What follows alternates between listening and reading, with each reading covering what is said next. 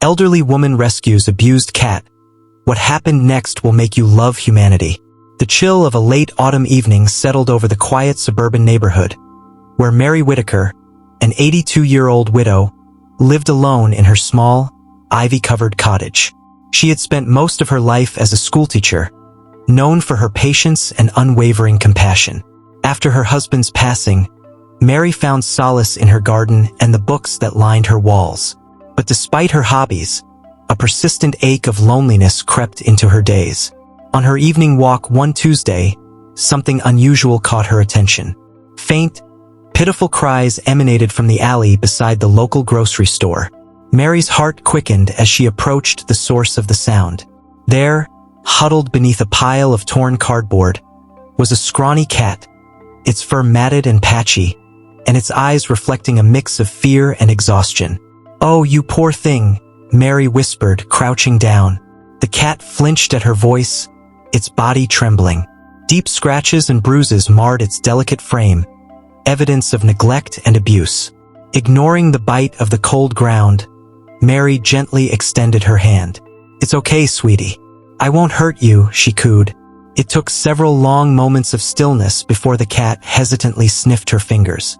With great care, Mary scooped it up, wrapping it in the scarf from around her neck. Mary cradled the trembling cat against her chest, feeling its bony frame shudder with every breath. She hurried home, shielding the fragile creature from the biting wind. Back at her cozy cottage, she prepared a warm corner with an old blanket near the fireplace. "Let's get you cleaned up, sweetheart," she murmured, her voice soft and soothing. The cat, though visibly wary, seemed too exhausted to resist as Mary filled a basin with warm water and began to clean its wounds. Under the dirt and tangles, the cat's fur revealed faint patches of orange and white. Its right ear was torn, and one of its back legs appeared swollen, but its wide green eyes held a flicker of trust. As Mary worked, she spoke gently, sharing her thoughts aloud. "You remind me of a little kitten I had when I was a girl," she said with a nostalgic smile. "Her name was Poppy. Maybe that's what I'll call you, Poppy."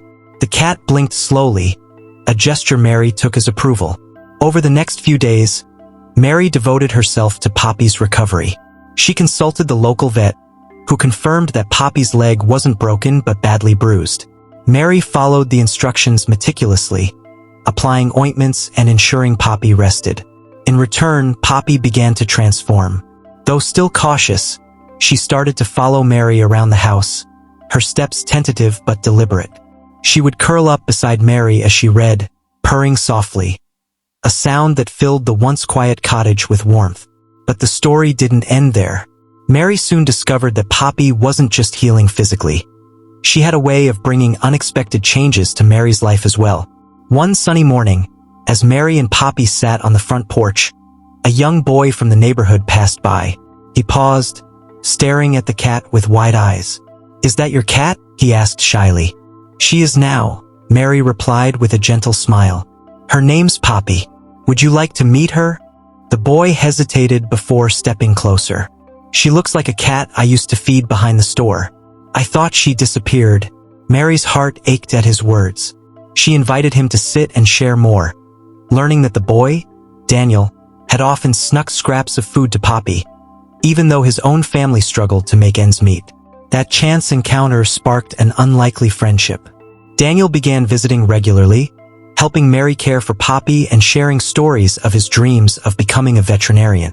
Inspired by his kindness, Mary decided to do something that would ripple beyond her little home. Mary was deeply moved by Daniel's compassion and resilience. She couldn't shake the thought that he deserved more than the struggles his family faced. Over tea one afternoon, she asked Daniel, "What would you do if you had everything you needed to become a veterinarian?" His eyes lit up, a spark of hope dancing in them. "I'd go to school, study hard, and help animals like Poppy. Maybe I'd even open a clinic for strays." That night, as Poppy purred softly beside her, Mary had an idea. She rummaged through her old desk drawer and found the savings account her late husband had set up years ago. It wasn't a fortune, but it was enough to make a difference.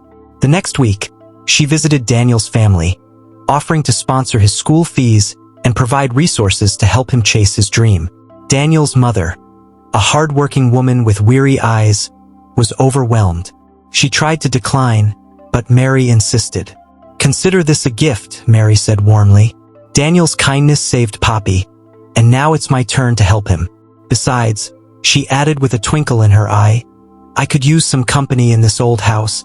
As Daniel's visits grew more frequent, he became like a grandson to Mary, and Poppy flourished under their shared care.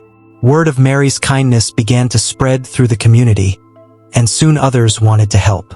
Inspired by Mary's actions, a group of neighbors decided to organize a small initiative, the Poppy Project.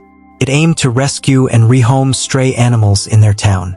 Volunteers donated time, food, and supplies, while Mary and Daniel became the heart of the movement. One cold December evening, the town held a fundraiser for the project at the community center.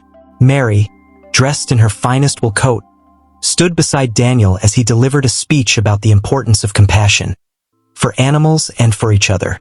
"Poppy taught me something I'll never forget," Daniel said, his voice steady. "No matter how broken or scared someone seems, with love and care, they can heal. Just like she did. Just like I'm trying to do." The audience erupted into applause, and donations poured in, ensuring the project's future. Months turned into years, and Mary watched with pride as Daniel graduated high school and began veterinary training. The little cottage remained a haven for animals, with Poppy reigning as its queen. One summer day, as Mary sat on her porch, now surrounded by flowers planted by the neighbors, Daniel knelt beside her.